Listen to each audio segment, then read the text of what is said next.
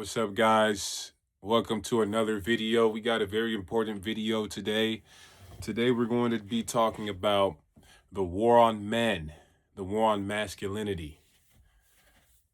This is a very important battle, and it's very apparent, it's very obvious that they're coming after men in true masculinity.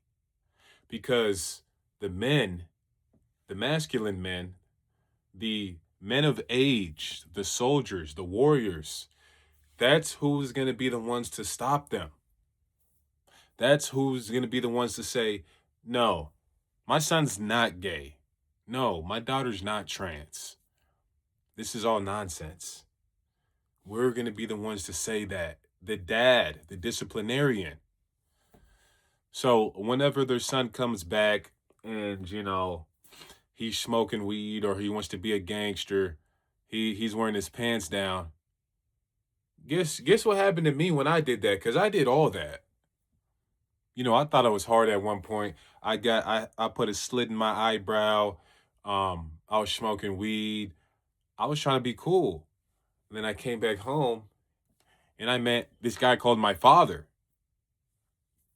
You know, I know you guys are probably shocked that I have one, but I do have a father. And when I came home and saw him, it was the end of that saga of my life. He ended that chapter real quick. He closed it real fast because he just wasn't playing that type of stuff. And you know he doesn't care about the politically correctness. My dad was born in the 60s, so he doesn't really care about trying to be politically correct and this is cool now and this is that. Like, I remember one day I wore a pink shirt, right? I wore a pink hat because I was trying to be different. I was like, guys aren't wearing pink.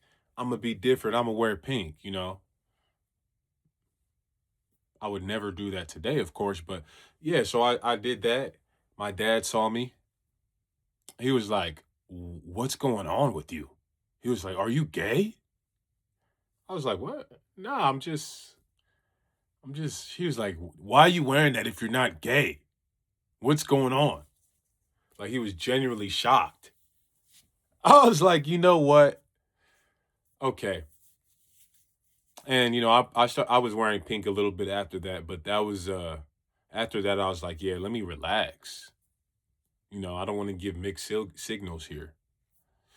And just that voice, that disciplinarian voice, that masculine presence in my life, that's what people need to keep them on that path.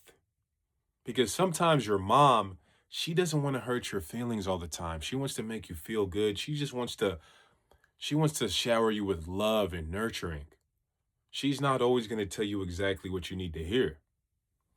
But the man, the masculine one, and this is statistically proven, men are just statistically more disagreeable. They've started all the revolutions. They're gonna say the thing that might get them in trouble, that people might be afraid to say. Now, some men, you guys are probably thinking like, bro, all the men I know, they don't stand up for nothing. They're not gonna say nothing. And yeah, that's the problem today. That's the issue we have. You know, we got a lot of guys not standing on business. That's a big issue. That's a big problem. You got to stand on business if you're going to be a man. That should be at least the that's like the step one. That should be step one. That should be the least you can do is stand on business as a man, right? So, against all the problems in the world, whether it's homosexuality, whether it's transgender, whether it's welfare, socialism, communism, whether it's anything you could think of, these things that are coming to destroy us in our country, you have to stand up against that. You have to speak up against that stuff.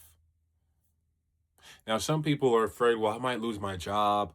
I might, get fired. I might get banned off the internet. I might get doxxed. People might come up to my house.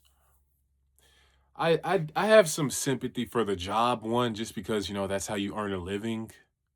So, but everything other than that, if you have editorial freedom at your job, if you have the freedom to say what you want, then you have no excuse. You should be in the front lines. You should be fighting this battle, because if we don't have masculine men, if we don't have strong men, then they can come and take over and really do whatever they so choose with this country. We're the only ones that's going to be able to stop it. So they're trying to turn all the women, they're trying to turn all the men gay.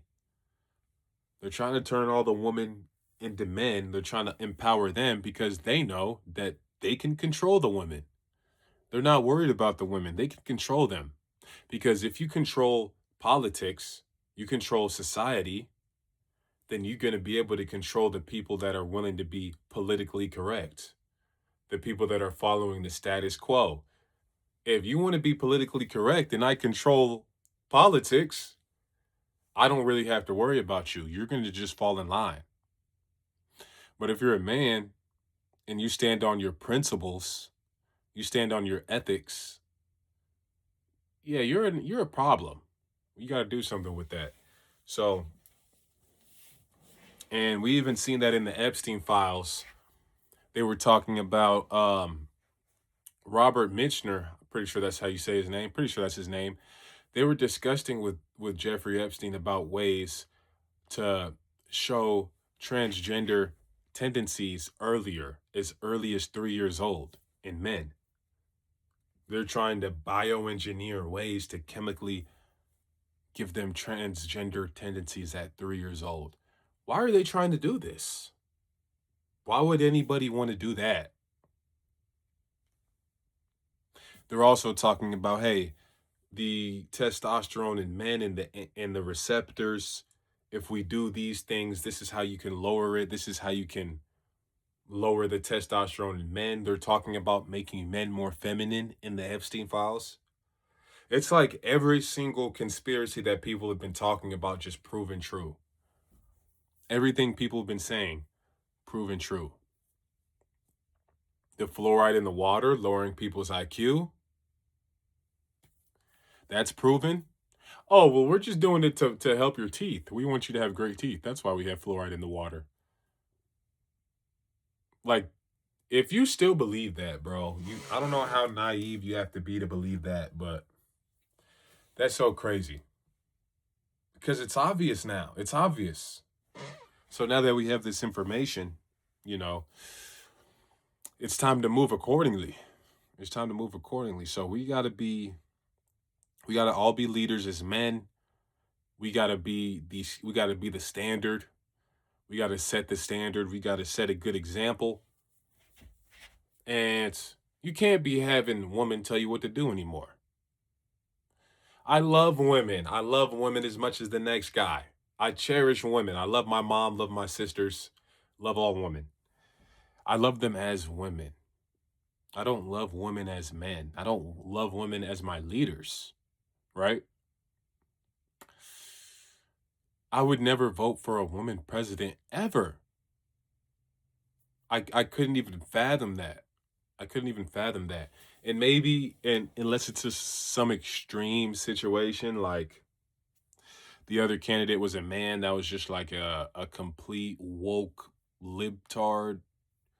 Like he's talking about he's fighting for gay rights and trans rights, and I love communism. If he's out there goofing it up like that, maybe we can think about voting for like a super right-wing based woman. If that was ever the case, that's very unlikely. But if that was the case, yeah. But for the most part, generally speaking, I wouldn't vote for a woman to lead, because that's not what women even want to do. That's not what women are capable of doing. They're not capable of leading men. They may be capable of leading beta males to their doom. They can lead beta males to their destruction. Yes, I'll give them that. Because that's what a lot of people say. Well, my girlfriend is making the decisions in the relationship. Yeah, you're a beta male. and she's leading you to your doom. You're not rich. You're not going to the gym. You're not getting strong. She's not helping you out. She's not doing you a favor. What is she leading you to do? Just give her all your money and take her on thousands of dates while you barely get sex? You say, hey, honey, I'm in the mood for sex. She's like, oh, I'm kind of tired. Yeah, that's what she's leading you to. And then you're going to try to, you got to cope. You're going to try to cope. You're going to try to, try to act like everything's going okay. But it's not. It's not. You know it's not. We know it's not. And this is kind of what the left looks like. I did a video on it's on YouTube, it's on Instagram, it's on TikTok. It's a video of this left couple, this woke couple, this man and this Indian man and this white woman. And Nick Shirley's the interviewer, and he asked them, do we support ICE deporting the illegals? And then the man goes, yeah, I mean, if they're illegal, then yeah, they're illegal. And the woman was like, looking at him like, what did you say? How could you? Nick's like, oh, well, she doesn't agree with you. What do you have to say? And then he looks at his girl. He's like, I mean, if they're illegal, right? Right? If they're illegal, right? Right? She's just giving him the death stare. She's like, just shaking her head. As at this point, we can tell she controls the relationship.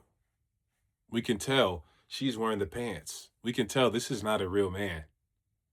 This is not a real man at all.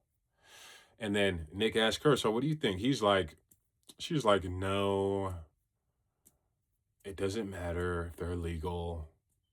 She's not even believing what she's saying. She's just saying the leftist same, regurgitated stuff, no, stolen land, nobody's legal, whatever. And then Nick Shirley's like, oh, okay. Ask the dude one more time. So do you agree? He sits there in silence. He doesn't answer.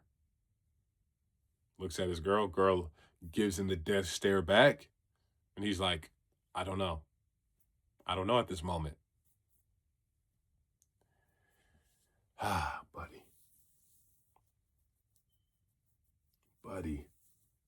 Buddy, come on. Buddy, come on. Breathe. Wake up. Wake up. Come on, man. Come on, get up. Get up, brother. Get up. A woman, trust me, bro. Trust me. You can stand on your opinion. Trust me. Trust me. You can stand on the fact that they're illegal and they should be deported. I promise you it's not hard. Just give it a shot. Give it a try, bro. I promise you'll like it. She might break up with you because she's crazy, she's brainwashed, she's a leftist, she's probably on SSRIs, and you already started this relationship already as a cuck, so it's going to be weird if you just get based out of nowhere. But from now on, if you're standing on your opinions, if you're actually making logical sense, because that's what we bring to the table as men, logic, then you will be a desired man. You will be a desirable man because you're going to have that logical thinking to be the rock. That's what women want. They want a rock.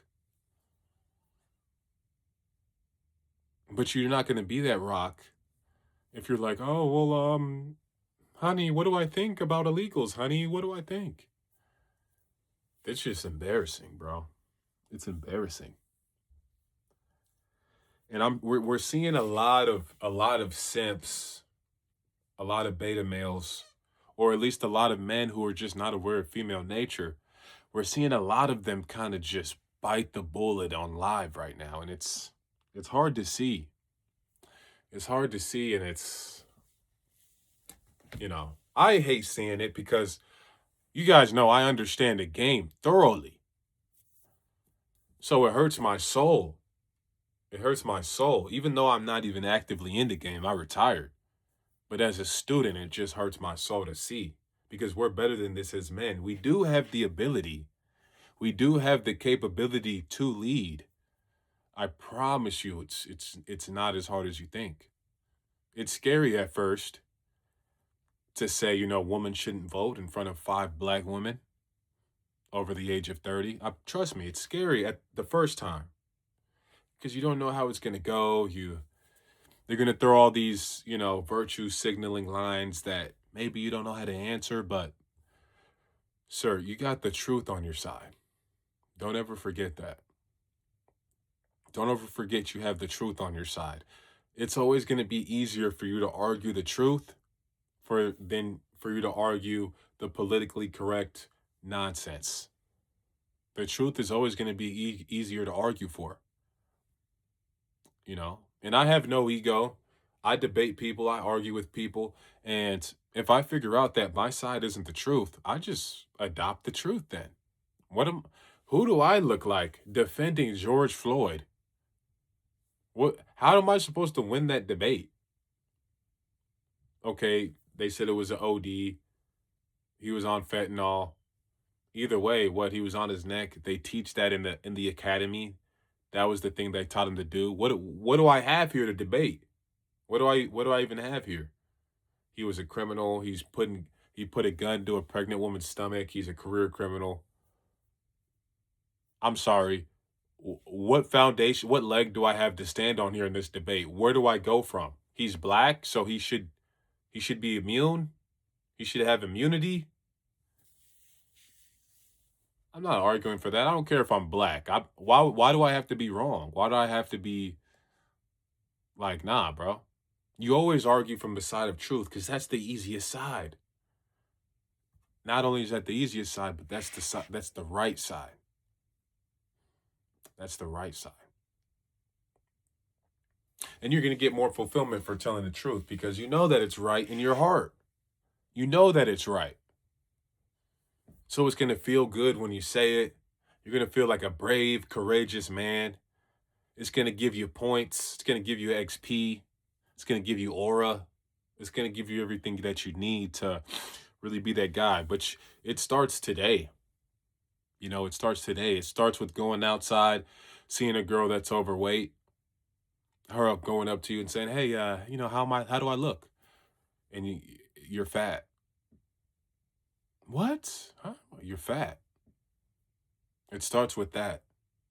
It starts with telling the truth to a woman. Yeah, you're getting old. You're losing your eggs. Do you plan on reproducing? Better start now. This is what it looks like. You're going to be saving the world one by one because she's going to be going around with guys telling her, "You look amazing. You look great. You're looking great." Whole time she's 266 pounds. She needs somebody to tell her the truth. Time is slipping away. Her youth is slipping away here. She's going to keep walking up to doofuses, keep walking up to guys with no balls while she eats her way into a lonely existence. And she's just hoping, praying, her spirit is praying that one day she can walk up to a based Chad Alpha top man that's just going to say, "You're fat. You're fat. You need to go to the gym." And then you walk away. And then a couple months later, maybe a year later, she comes back. She looks like Paris Hilton. She looks like a model. She looks like Stacey Dash. And she might come up to you like, "You're an asshole. You're this, you're that." She might get emotional. But you can look at her waistline, her DMs overflowing, the smile on her face, and know that that was you. You did that. You saved her life. Nobody else could. Yeah, you might not get a thank you. You might not get a letter in the mail. But you get the satisfaction of knowing that you saved this woman from a life of being a disgusting, undesirable woman. That was you that did that. Tell the truth today.